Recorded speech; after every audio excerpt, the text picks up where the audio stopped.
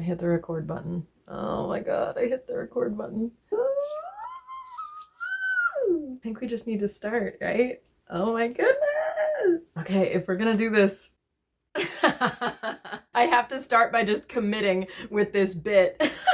The thing that I do to myself secretly, privately, at the beginning of like any time that I'm filming something or like standing up in front of a crowd, like for a busking thing, a music thing, a performance thing, often in my head, the first thing that I do when I'm like addressing a group of people is I go, "Good morning."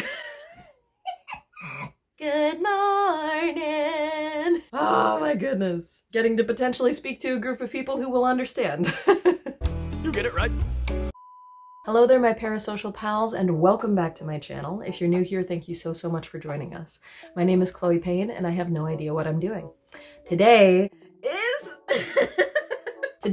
we are finally doing an idea that I've wanted to do for so long. I've been putting this idea off, not only because life has just been really hectic, so I knew it would take me a long time to read some books and also edit a video, but I've also been putting this off because frankly, like, it's this is such a niche, very specific idea to do for a video, so I really think this one is just for me. You know, there are only so many people who are fans of Starkid, and there are only so many people who like to watch bookish videos, but then specifically the subset of that community who enjoy like amateur videos by like, you know, small bookish creators. So if I think about like, you know, the possible overlap of viewers between those two fandoms, the Venn diagram is me. I'm describing just me. I think that I occupy that space alone. So this is a video that I think is very much just for me. So in the grand tradition of using my channel to create the types of videos that I like to watch, the types of videos that I wish would exist and that I can't already find,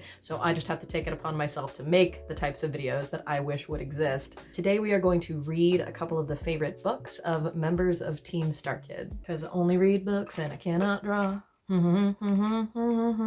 really like to watch reading so-and-so's favorite books. I think that this is such a cool vlog format, that nice slice of life, kind of just like hanging out with the YouTuber while they're just like reading some stuff and going through the motions of their daily lives. I think it's a really cool way to get some additional insight about the subject of the video, like the person whose favorite books are being read. I think it's a cool way to learn about new titles that I might not have heard about. And it's been a while since I've made a bookish video, but I really like making this type of content. This is my favorite kind of thing to work on creatively. Making bookish videos helps me add some accountability and some structure to my reading habit, because I love reading, but the fact of the matter is, like, I don't want to be too self-deprecating. I struggle with time management, especially when life is hectic, when life is stressful, and so most of the time I don't read, except for fan fiction.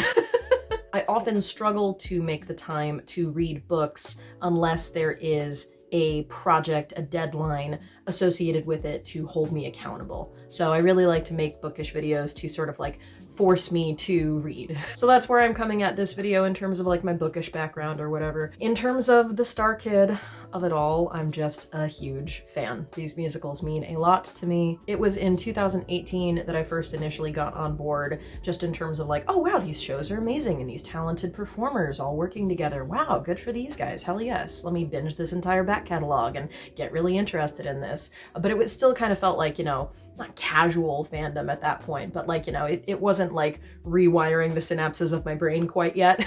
And then last year when Nerdy Prudes got released on YouTube, just, oh my god. I can reference the other thing that always happens in my brain. This is so fun to be around, not around, but like, you know, the potential for like other people to watch this who might understand the things that I'm referencing in my brain. I say, oh my god, a lot just as a turn of phrase. And in my brain, I'm always recreating, oh my god, oh my god, oh my god, oh my god, oh my god, oh my god. Ooh, okay, if I just screech for this entire thing, then the video is never gonna start. You know, sometimes you just stumble upon the right piece of content at the right time. It was a real inspiration for me of like, let me just lean into some of my fandom stuff, my fandom joy, my passion that I've always maybe been a little too embarrassed to just have fun enjoying. Cringe is dead. Long live cringe. I am cringe, but I am free. Ever since Nerdy Prudes last year, I've been like just enjoying my hyperfixation era unapologetically, and it's bringing me a lot of joy. My Hatchetfield tattoo is just about 1 year old now. I'm gonna be going to Chicago this year to see VHS Christmas Carols in person with some friends.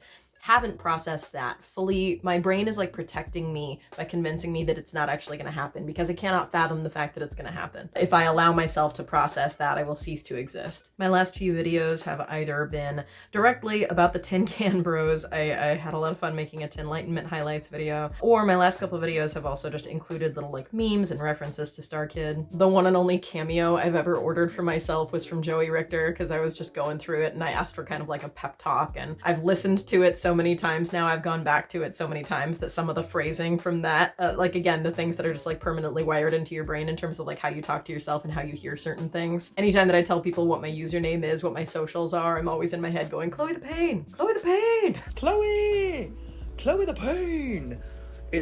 Unbelievable. I love that username. Joey Richter said that Chloe the Payne sounds like a worldwide wrestler name. Feels like a name that it should be shouted from a microphone, and you just drop into the ring and kick some ass.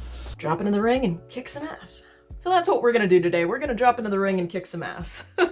If you are watching this and you happen to not be super familiar with one or both of these topics, if you're not really familiar with StarKid's musicals, or if you're not really familiar with like bookish YouTube content, I think you'll still enjoy this video because we're just gonna have a chill, fun, like vlog time together. Life got real hectic unexpectedly, and so it actually took 4 months for me to read 2 books and edit this video together. So if you, like me, like to watch videos where people are sort of like, you know, just reflecting on tough times that they're going through and sort of, you know, talking themselves through that, my brain enjoys that sort of, you know, communion of the damned. So if you enjoy watching that kind of thing, I think you'll enjoy that about this video. This video also features some clips from when I attended leakycon over the summer and got to see that StarKid performance. I started filming this video in June, and as I sit here today filming this, it is mid-October. So, you know, you get some nice like changing of the seasons, autumnal energy, which I'm not happy that it took so long to work on this video, but this right here currently is very much like my time of year, my favorite time of year. So selfishly, I'm not at all upset about the fact that we get to sort of like root a big part of the video in like autumn energy and like seasons changing energy. That makes me very happy. Overall, this video is just going to be a lovely chill time of gayness and memes and musical theater energy. So you are cordially invited. Sit back, relax, enjoy, grab a cozy beverage, grab a snack. If you're doing some sort of fun little like errand in the background while you're watching this video, I love to have YouTube videos on as sort of like podcast energy while I'm like folding the laundry or something. Drop me a comment down below and let me know what you're working on. Let me know what cozy beverage you're enjoying along with this cozy video. Ice green tea is my beverage today. I'm sure you were dying to know. So without any further ado, let's jump in by starting with a little time travel. We're gonna go back, all the way back to June when we started reading these books. Wow, maybe editing Chloe is gonna do some sort of fun transition here. Woo! Sands of time, take me back.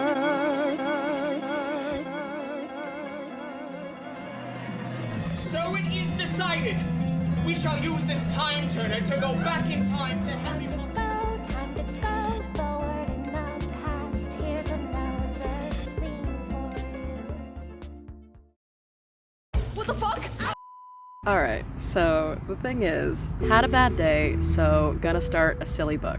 I've been putting off the idea of starting on this video. Too many silly thoughts. I should just enjoy reading some books. In one of Meredith's most recent videos, they specifically talked about The Takedown by Lily Chu as being the first in the series. I can't remember what the second one is that they were currently reading. I've been listening to The Stand-In, which is an Audible original. I listened to this author's other free Audible book, The Takedown, a few months ago in the wintertime, and I really liked it. I mean, they're definitely cheesy and they're full of tropes, but like I said, I'm just like in the mood for romances. The Takedown was a perfect winter book.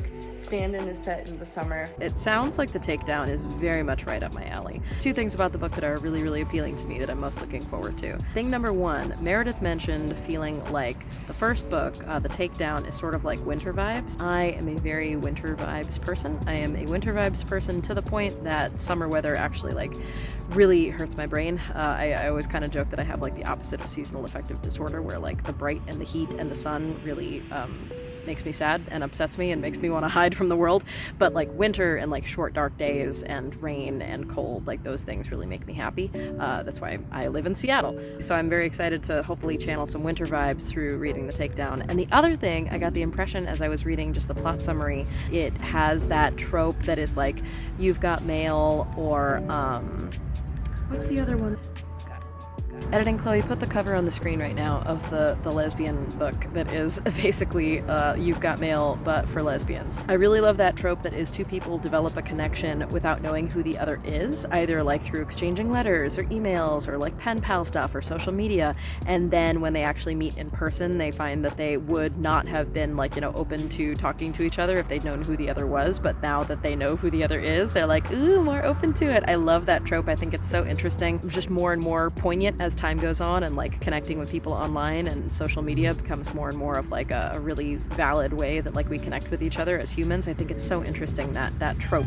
I hope to be in a better mood and a better headspace the next time that I talk to you. My mental health can always be tracked pretty accurately in my reading habits, in the sense that like when my mental health is really, really bad, I'm not reading anything at all. When my mental health is like, I'm coping, sort of. It's just fan fiction. It's just fan fiction, often just rereading the same fan fictions, and it's all about familiar tropes and familiar characters. And then when I'm starting to try to pick myself up into the next level of mental health, which is like I can challenge myself with new scenarios and new characters, that's when I'm able to start to read like romance books, rom-coms, ideally queer rom-coms. I don't know if there's any queer elements in The Takedown. It sounds like a perfectly accessible, digestible, fun little audiobook. I guess that Philippa Sue is the narrator. Am I immune to the charms of Philippa Sue? No. Are any of us? Is it possible to be? Am I still internally a cringy Hamilton person?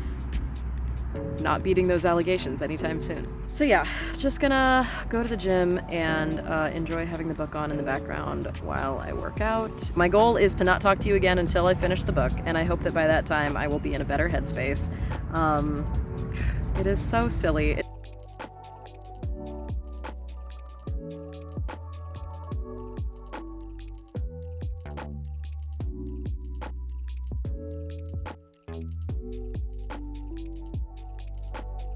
Editing and uploading that video, there's like another big bombshell that just happened. There's a cat. There's a cat. There's a cat. Hello, kitty. How are you? Hi. Where are you going? Be my friend. There's a cat. Where did that cat come from? I just looked up and there was a cat. Hi. That cat has no interest in me. That cat could not be less interested in my existence. What a beautiful creature. That's amazing. Thank you for being with me for the random moment of a cat. Well, I was in the middle of saying that I was having a bad day, but obviously you're not allowed to have a bad day when a random cat walks up to you in the park and graces you with the presence of its butthole as it walks away and ignores you. I mean, what an honor.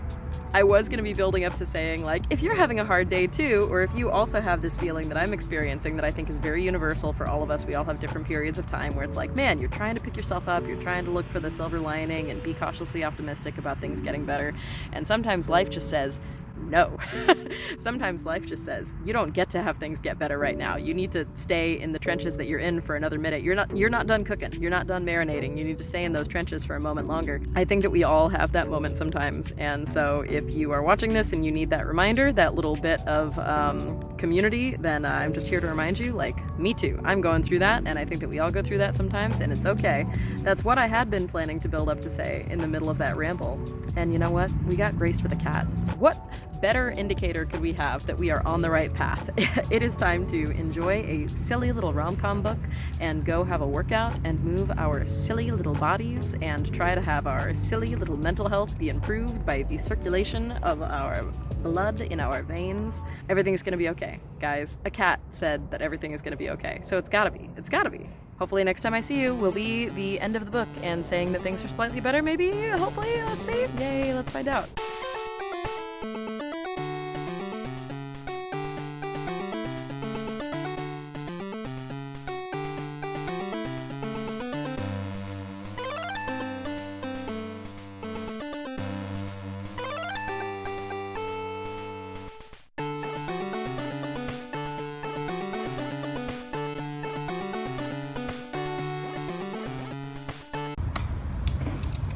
So no head? It's recording. Yes, it's recording. Hi, welcome back. We're on the floor. We're gonna sort some laundry. Join me, won't you? Ugh. Good job. So it's been a minute since the last time. We talked and worked on this video. I think that the one clip I've filmed so far for this video was when I was on my way to the gym that one day. That was June 11th. This day that we are sitting here folding laundry together and catching up, Labor Day. It is September 2nd, so this is the kind of thing that's happened once or twice before as well, as like I try to film a slightly more ambitious themed reading vlog and I end up accidentally sort of documenting a long period of time in my life because it's just how long it takes me to get things done. I told myself when I started thinking about doing this video that I would really like to have it done by the end of summer. Like I wanted to plan generously in terms of it taking some time, but I figured, oh, I'll start it at the beginning of the summer and I'll get it up and like done and edited and fully like uploaded by the end of the summer, and then it can sort of be like a little summer scrapbook, especially with this period of time of like going to leakycon, and with Cinderella's Castle digital ticket will be out by then is what past me was thinking. That's a great amount of time, Chloe, surely. I'm obviously not going to have this video up by the end of summer necessarily, but I'm going to give myself permission to modify that goal because this has ended up still being like a really interesting summer and period of time, particularly with like my fandom joy and like starkid friends, that like I do still want to have this little documentary kind of scrapbook moment just on my channel for my own sentimental sake. Plus, if I give myself permission to do the sort of modified goal that I'm thinking about doing now, which is to have the video up by the end of September,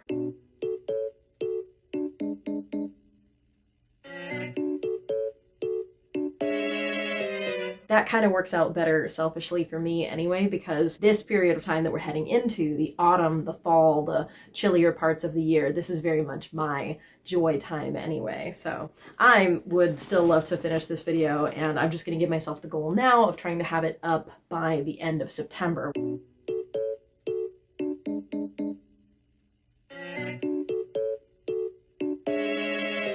We'll see how I do.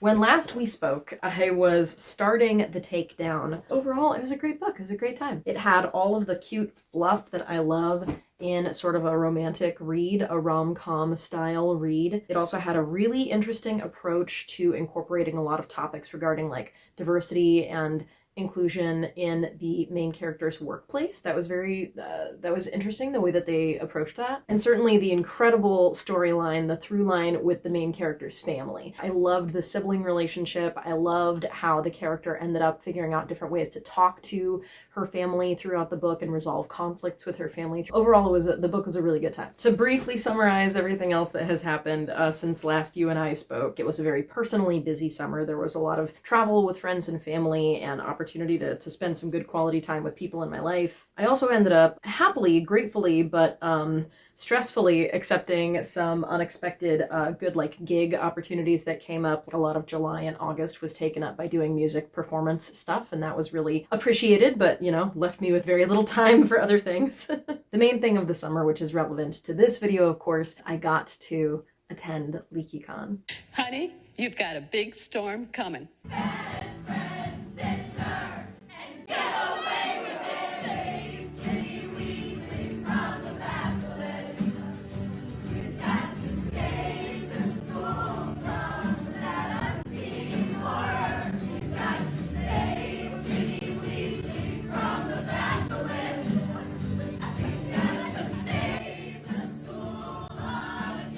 I'm not being hyperbolic when I say it was a genuinely life-changing experience for me. I'll not bash past Chloe too terribly hard. They were doing their best. The circumstances were what they were. But past Chloe wasn't doing well. Me in my 20s, I was going through it in a lot of different ways. And I used to watch the videos about leakycon online all the time in my 20s and wish that I had the money to go and wish that I had friends that I could go with. I used to read through the itineraries every year when, like, you know, it would be leading up to the event and they would be like announcing who the panelists were going to be and what kind of events and meetups were going to be going on. I would look at that stuff from afar and just long. I was just longing. And I am very grateful and lucky to say that I'm currently in a bit of a healing era. One of the things that I'm being very intentional about is just sort of taking care of past younger Chloe who was going through it, having the experiences now that past me would have really liked to have had.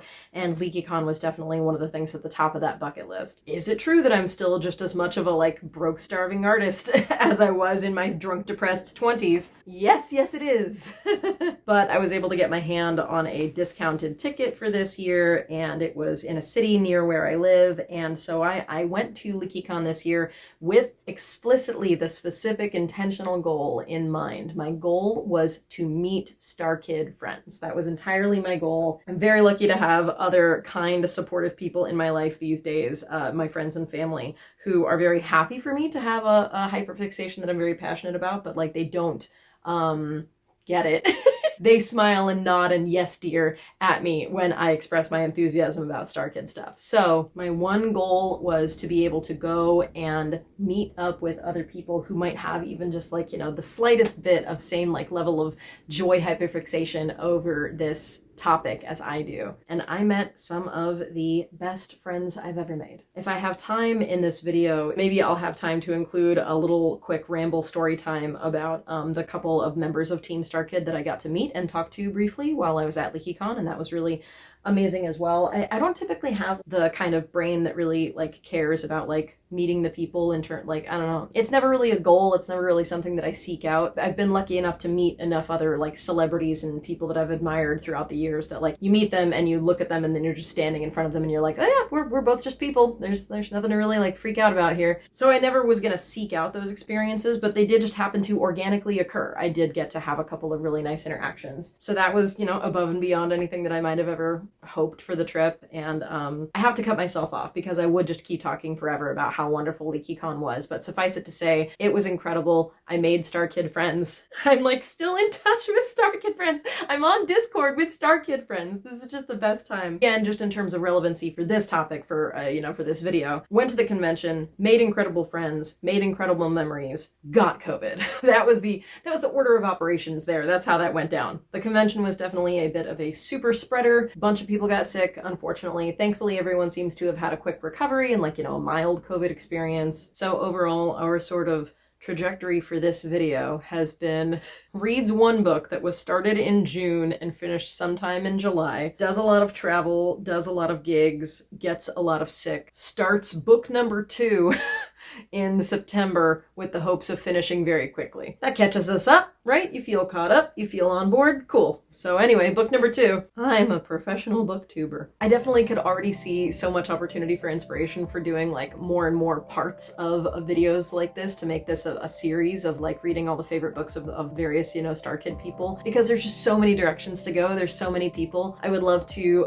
check out some of the books that Brian Holden has done audiobook narration for. I would love to do some scrolling on Goodreads. There's obviously plenty to pick from there. But, you know, if we have to prioritize, I am but a simple Hatchetfield fan, and it does just so happen that John Madison talks about reading so often that I figured that would be a next natural one to jump into, would be a John Madison book recommendation. When I first started like a year or so ago daydreaming about doing this video, I was kind of worried that if I were to do a John Madison book recommendation, that would mean reading Name of the Wind, just because he had mentioned it as being something that he highly recommended. I personally struggle with fantasy writing. I don't have a big brain. I get really overwhelmed by trying to keep track of world building, and it takes me out of the story. It feels very much like homework. And in addition to that, I have to admit that Patrick Rothfuss is an author that I would just as soon avoid, ideally. But it really did just seem like it was going to be unavoidable, because the more that I ended up like making notes on stuff that I was like re-listening to, re-watching with this idea in mind of like, you know, when are people talking about book recommendations? The topic of Name of the Wind just kept coming up in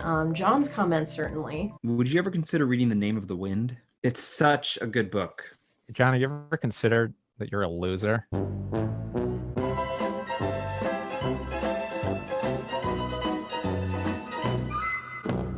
And then I still remember, I think it was January of 2024 or something, I was re-listening to old Tin Can Bros podcast episodes, and there was a mention that Joey Richter gave of John having recommended Name of the Wind to him. I did just read a book that got me I was like amped on reading again. And I had like a moment where it's this book that John Madison loaned me 4 years ago, and I've literally held on to it for 4 years, been like, I'll read this. Since before he lived here? He gave it to me when we were there for Firebringer, and I was like, I'll read it eventually. And like just last year, I was like, I should pick this up, and I read about 100 pages, and I went, I like this. I'm not quite into it yet. And then like a month ago, I went, I'll really dig into it, and then I got into it, and it was great. What book is it? It's this book called The Name of the Wind. I still remember listening to that podcast episode and being like, well, damn it. Now I have to. It's been recommended by multiple people. Dang it. So I was fully prepared to just like put on my homework hat and treat it like an assignment and give it the benefit of the doubt and give it a good try. I was going to try to read Name of the Wind. And then thankfully this past, I think it was in December, there was a Twitch stream that John did where he kind of updated the recommendation. But I've changed my opinion on Name of the Wind, even though I really love the book and I love those characters. I like Brandon Sanderson more. I like the way Brandon Sanderson writes female characters a lot. So I feel like I have been freed from the shackles of that expectation. I do feel a lot of the same intimidation factor with Brandon Sanderson books, just in terms of like not having a brain that really latches on to fantasy very well. But I have seen a lot of other people just in the booktube space speaking very highly of Brandon Sanderson. It seems to hopefully be one of the more like accessible authors, one of the more kind of like approachable, like if you struggle with fantasy, you might like the things by this author. So I'm optimistic about that. And then just to really even try further to like set myself up for success, I am picking a Brandon Sanderson that seems like one of the like, not entry level, but like, you know, I am the least intimidated by it just from reading all the different synopses. We're gonna read Tress of the Emerald Sea. Not only is it not like a super overwhelming page count, that's very encouraging for me, it also seems, just from looking at the summaries and the reviews, like a nice digestible story. It seems like the narrative is gonna pull me in. And of course, it's Cinderella's Castle season, baby. I've, how many times have I seen the digital ticket at this point? I think I've watched it 11 times, something like that. And I've got a couple more watches scheduled with my StarKid friends. Because I have StarKid friends now. Anyway, we're like in Cinderella's Castle season very much. So I would love to jump into a similar sounding kind of like fairy tale setting and follow a badass leading lady character on mythical adventures. Seems like maybe there's a somewhat of a connection to be made there. Sure, why not? Let's find out. So that was timed perfectly to get to the bottom of the laundry hamper. I'm gonna push play on the audiobook and just start having it on in the background as I get things done in my life. Next things I imagine you'll be seeing from me will be little clips of absorbing the book in the earphones while, you know, grocery shopping and doing the gym and running errands and stuff. I need to cut my hair. It's getting a little shaggy. I like the aesthetic of when it gets like kind of longer and shaggy like this, but I sensory overload a little bit with like having the sides and the back of my head makes me feel a little like I'm crawling out of my skin. So we'll see if I jump into a haircut. Sometimes it's also just really sensory satisfying to just like have the clippers and like cut more and more and more. So I don't know, maybe I won't even have hair anymore by the next time you talk to me. This has been an update. I shall see you again soon.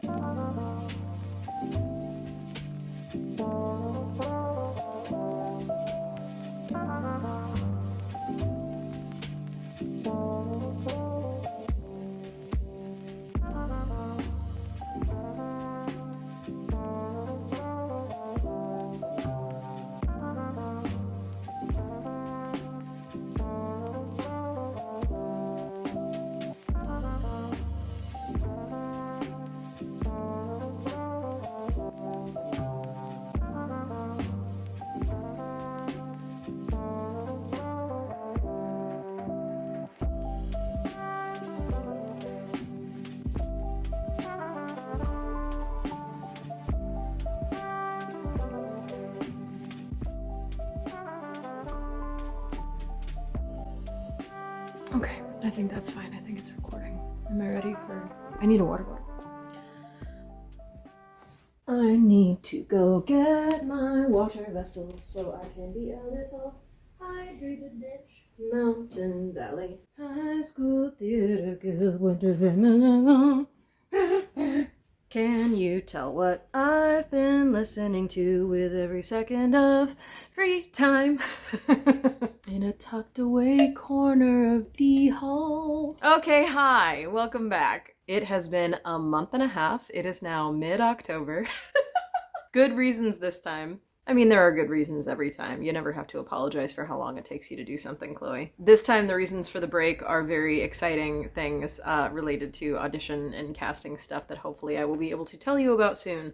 But anyway, it's mid-October now. First order of business, before we go any further, now that October 13th has come and gone, we need to, of course, round of applause and happy 1-year anniversary to the YouTube release of Nerdy Prudes Must Die. Huge year for annoying people. It's me, I'm annoying people. And obviously, yeah, the only other things that change with the passage of time is now the weather is different, the season is different. It's a rainy, kind of windy, blustery evening, so if you hear noise of weather, I trust that you will be okay with that. I think the only things that have changed about my appearance is that now I have less hair and more acne. 10 out of 10 for continuity. We finished Tress and the Emerald Sea. What a lovely, lovely time. Awesome book. It was whimsical. It was smart. It was cinematic. The characters were very endearing, very likable characters. You're drawn to all of them right away, and you want them to be okay. You want them to do well. I highly recommend this book if you are in your Cinderella's Castle era, if you want more of like something that feels like it's in that same universe. In my mind, I was sort of casting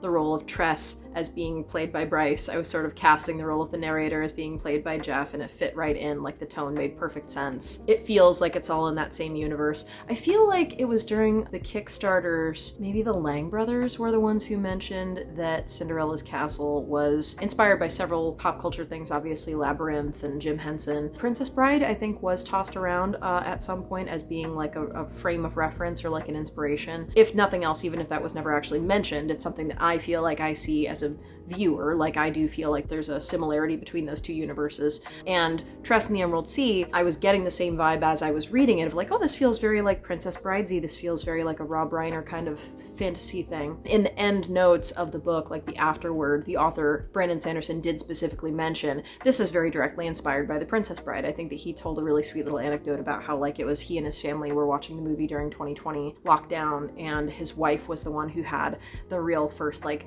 brain nugget inspiration of like, what if there was a story that was more about if Princess Buttercup had gone off to have an adventure and find Wesley instead of waiting for Wesley to come back to her. And that inspiration makes total sense. Like looking back at the book with that origin story in mind, it fits perfectly for sure. The main reason that I really wanted to sit and kind of ramble a little update specifically to like pay homage to this book before I kind of put it to bed in my head, you know, in the same way that The Takedown sort of gave me a lot to reflect on and gave me a lot of comfort in terms of watching a character navigate complicated family dynamics in a way that was relatable to me. In the same way, this book, Tress, it gave me a lot to reflect on in terms of just like watching some characters go through a fanciful version, obviously, a heightened version of struggles that I can really relate to personally. There were a few of those passages that really like hit for me, that really like made me stop and like need to pause the audiobook and like let it sink in. And there was one that I ended up actually writing down in my journal because it just really like made an impact and gave me a lot to think about. I think this is from the beginning of chapter 53 or 54. It's like, you know, reflection on like a lot of the big transitions that were going on in the story around that time. It's at the beginning of one of those chapters. This passage made me feel very seen. It made me feel really that type of comfort that you get when, like, you know, you never want other people to be going through the same bad experiences that you're going through, but when you do come across something that makes you feel like, oh, somebody else out there does understand that thing that has always been a thing of difficulty for me, there is a comfort in that, right? Like we've got some communion of the damned going on with this. We've got some camaraderie. So I kind of like hope that you wouldn't be able to relate to what I'm about to read, but in the off chance that this might be something that anyone else out there can relate to and maybe find some comfort in, I just wanted to share this with you. We want to imagine that people are consistent, steady, stable. We define who they are, create descriptions to lock them on a page, divide them up by their likes, talents, beliefs. Then we pretend some perhaps most, are better than we are because they stick by their definitions while we never quite fit ours. Truth is, people are as fluid as time is. We adapt to our situation like water in a strangely shaped jug, though it might take us a little while to ooze into all the little nooks. Because we adapt, we sometimes don't recognize how twisted, uncomfortable, or downright wrong the container is that we've been told to inhabit. We can keep going that way for a while. We can pretend that we fit that jug, awkward nooks and all, but the longer we do, the worse it gets. The more it wears on us, the more exhausted we become. Even if we're doing nothing at all, because simply holding the shape can take all the effort in the world. I have felt that type of exhaustion a lot in my life. So I just wanted to share that. I thought that that was a really lovely way to word that experience, in case there's anyone else out there who also feels like they never quite fit. Okay, not to downplay the very genuine sentiment that I do mean when I say all of that, but just the imagery of it being about, like, you know, molding yourself to something, conforming to something, being like water and being fluid and adaptable. In my head, I'm just going, I'm a lump of clay. I can change my shape to adapt to my environment because I'm a lump of clay. I'm malleable, which means that I am susceptible to maladaptive coping strategies because I'm a lump of clay. Oh my god, okay. Cut, we're done with this. I'm a lump of clay. All right. Welcome back! Look, it's Talking Head Chloe again. The same Chloe from the beginning of the video. Look, we're bookending the beginning and the end of the video with the same version of Chloe. There was structure in mind the whole time. I've been here the whole time. So there you have it. We have successfully read 2 of the favorite books of 2 members of StarKid, with the huge caveats that we definitely had many more titles that we could have selected from that Meredith has more specifically said are like designated favorites of theirs. And also the caveat that while I was reading Tress and the Emerald Sea, I think like I was halfway through with it, John randomly ended up answering a question on Twitter that clarified that his favorite, Brandon Sanderson, is actually a completely different title. So there's that. And of course the caveat that like this experience was incredibly humbling, and I knew that it would take me a while to complete this project, but 4 months to read 2 books and edit 1 video is not a track record that I'm super proud of. So keeping all of that in mind, I'm really, really glad to have gotten to do this. I really appreciate the opportunity to have shared this experience with you. I really appreciate you watching, being along on this little journey. This video was a challenge for me in a couple different ways, and I appreciate the opportunity to have challenged myself. I'm really glad that I tried.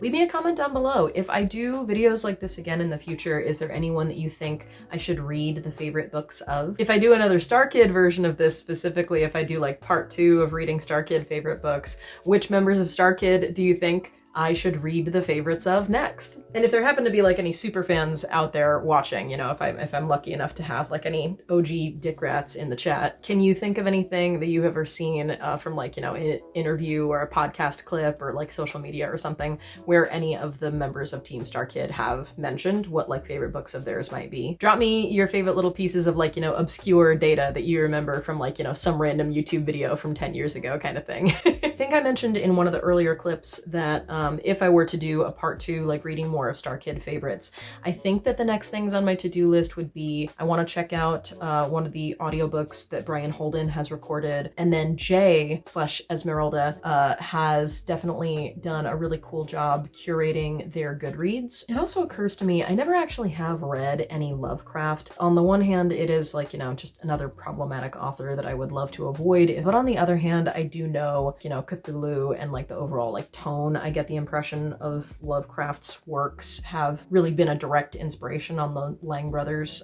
in terms of like not only Black Friday specifically, but like the entire Hatchetfield universe. I am a horror person, a horror enthusiast in general, just like, you know, in terms of books and movies and stuff. So I know that not having ever read any Lovecraft is kind of a blind spot in my media consumption overall. So I don't know. If you've ever read any Lovecraft before, do you think I should read any of it? Peer pressure me in the comments below. I also want to give a quick shout out to a few other creators who have made sort of similar videos in the past, combining like starkid passion with reading passion. So I will link those videos down below if you would ever like to check out The Aspiring Librarian and or The Madness 22. And if you are new to booktube, new to bookish content, if this is the first time that you've ever heard of this video format of like reading so-and-so's favorite books, I highly recommend that you check out more. It's a very fun rabbit hole to fall down. You could just do a YouTube search for reading favorite books and you'll see a lot of results that you could select from. Down below, I will link the reading favorite books playlist of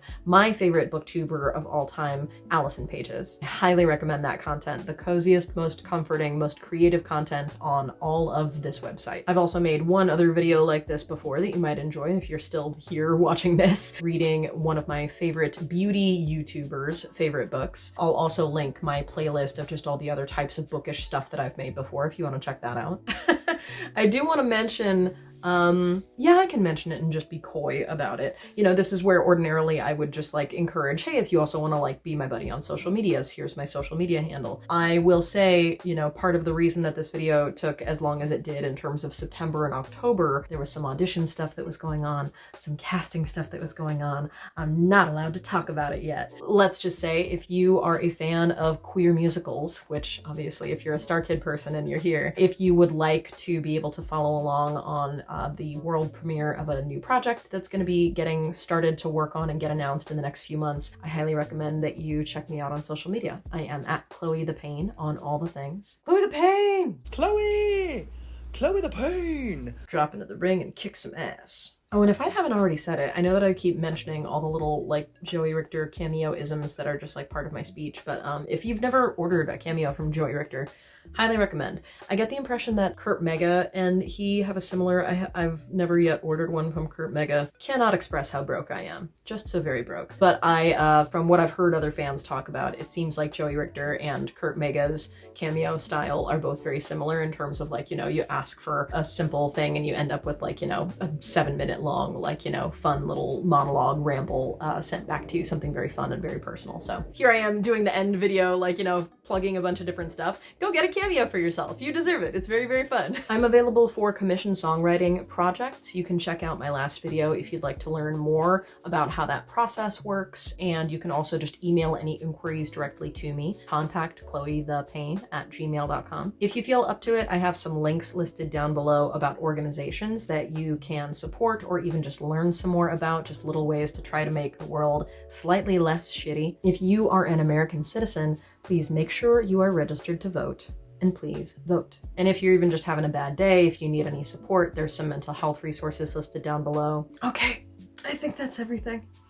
Wow, look at us. Hey, look at us. This was really, really fun to work on. And even if it bombs and I never make another starkid video, I'm really, really grateful to have had this time to really bask in my hyperfixation joy, bring together two of my passions in this way for this video. And I so, so appreciate if you are here watching this. I want to thank you. I really, really appreciate you taking the time to hang out with me and enjoy this weird little space together. I really appreciate you. So thank you so much for tuning in. Until next time, take care of yourselves and take care of each other. I think that's it. I think that's it. I can't believe we made this video. I can't believe we made this video. Pat self on back. I'm a champion. Back on top, the only one. Everyone said I was dreaming. They couldn't believe their eyes. I proved them wrong, and they know it. Lightning strikes a second time. Back on top, the champion. I think we're back again. Back on top, I think we're back again.